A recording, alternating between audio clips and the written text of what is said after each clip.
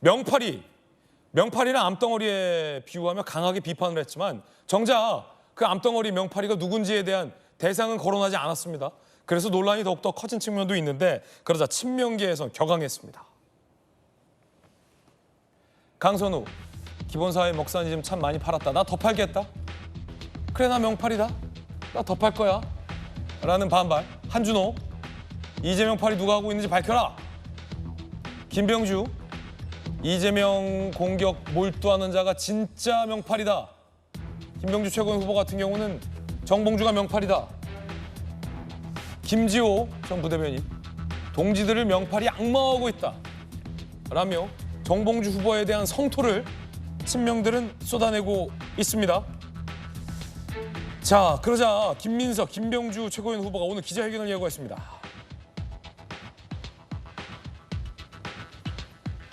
자, 명심팔이 척결하겠다라고 하자 김민석, 김병주는 오늘 기자회견을 갖고 입장을 밝히겠다라고 예고한 상황입니다. 물론 이 김민석, 김병주 의원이 오늘 이 명팔이에 대해서 반격 기자회견을 하는지 아니면 뭐 다른 이슈를 갖고 기자회견을 하는지는 아직은 들어봐야 합니다. 다만 그 시점이 공교롭게 겹쳐서 아마도 저것에 대한 기자회견을 하는 것이 아니냐라는 기자들의 추측만 있지 정확한 기자회견의 이유는 들어봐야 한다라는 말씀 드리겠습니다. 어쨌든 강선호, 한준호, 김병주, 김지호 친명계 인사들은 반발했습니다. 당신이 명팔이다 뭐 이러고 있는 그런 상황입니다. 명팔이. 혹시 우리 법률위 부위원장께서는 명팔이를 아십니까? 본 적 없습니다. 본 적이 없습니까? 명팔이가 누군지 아시나요? 지금 고개 쳐드시는 분들 계시긴 하네요. 그러니까 이 정봉주 의원의 기자회견에 당내에 좀 부글부글하는 게 당내에 어떤 좀 잘못된 정치 관행 문제에 비판할 수 있습니다. 그러니까 일관되게 김두관 후보 같은 경우는 해오고 있는 입장이 있지 않습니까? 당원들의 비판을 받더라도 해온 입장이 있기 때문에 그 부분에 대해서는 감내하고 그 정도의 당내 지분을 갖고 가겠다는 선거 전략으로 가고 계신 거죠. 근데 정봉주 의원은 좀 달랐습니다. 초기에 1차 순회 경선 때 1위하고 아마 4회까지 1위를 했었을 건데요.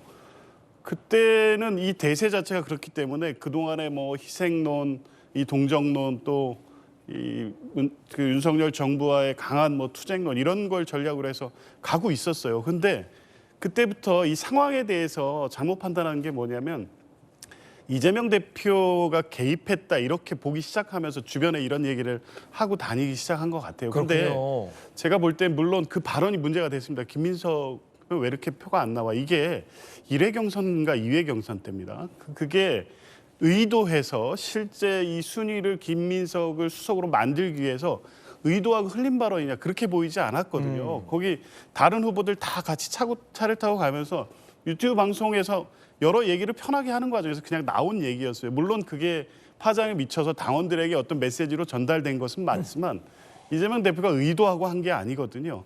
근데 그때 어떻게 대응을 했어야 되냐면 정봉주 의원은 그냥 수석 최고위원이 목표가 아니라도 최고위원에 들어갈 수 있기 때문에 기존 전략대로 갔으면 되는데 이재명 후보가 경선에 개입하고 있다는 입장을 얘기하기 시작한 겁니다. 그때부터. 이제 그러다가 그 얘기가 당원들의 비판을 받으니까 당내 세력에 의해서 이게 또 다른 뭐 효과로서 또 비판을 받는 걸로 받아들였고 중반을 지나면서부터는 순위가 확고하게 김민석 후보가 1위로 이 대세가 굳어지기 시작할 때부터는 굉장히 격앙됐던 것 같아요. 그 심정을 아까 박원석 전 의원에게 표했던 것이고 거기까지는 뭐 좋습니다. 이게 이렇게 공개될지 알지를 뭐 모르는 상태에 했는지는 어떤지는 모르겠습니다. 내심 그런 생각을 가질 수는 있겠죠. 공개됐다고 하면 합당한 해명을 했어야 되는데 어제 기자회견은 박원석 의원이 전한 얘기에 대한 해명이 전혀 되지 못했습니다.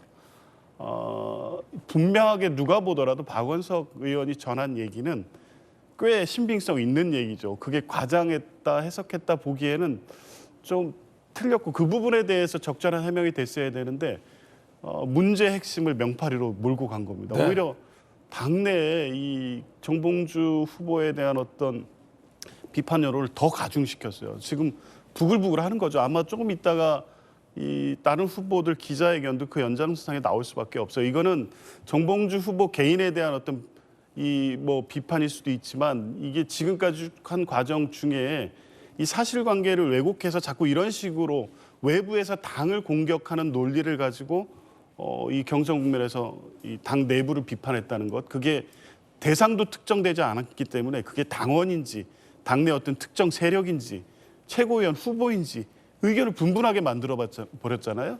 그러니까 당내 분란을 가중시킨 거예요. 그러면서 그걸 통해서 어쨌든 안정적으로 최고위원회에 들어가기 위한 전략으로서 한 거죠. 조급했기 때문에 나올 수밖에 없는 상황이긴 했는데 어제 기자회견이 매우 부적절했고 이게 최종 경선 결과는 어떻게 될지 모르겠습니다. 아직 좀 남아있죠?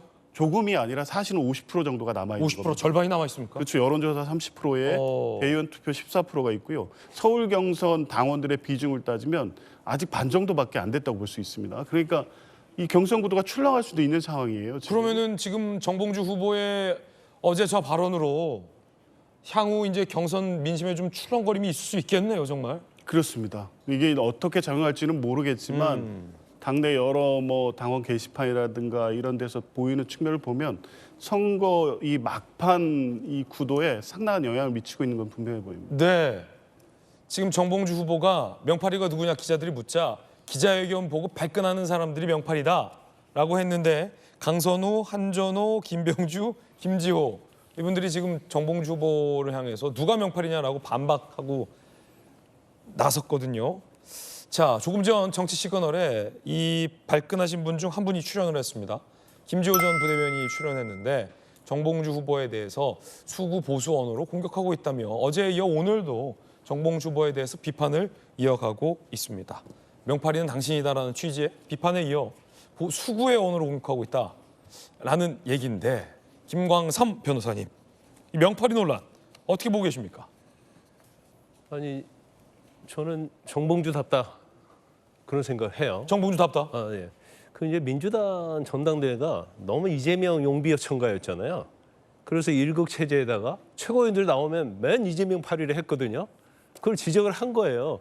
그래서 우리가 예측하기에 민주당 전당대회는 컨벤션 효과도 없고 그냥 대충 싱겁게 끝날 거 했는데 이 정봉주 전 의원이 나서면서 어떤 민주당의 역동성, 다양성, 뭐 민주성 이걸 불어넣는 거예요. 그래서 컨벤션 효과를 굉장히 끌어올리고 있다. 그럼 이재명 대표도 마찬가지고 민주당도 굉장히 정봉주 의원에게 감사하게 생각을 해야 한다. 저는 그렇게 봐요. 자, 암덩어리 명팔이 얘기했잖아요. 우리가 다 알고 있어요, 누군지.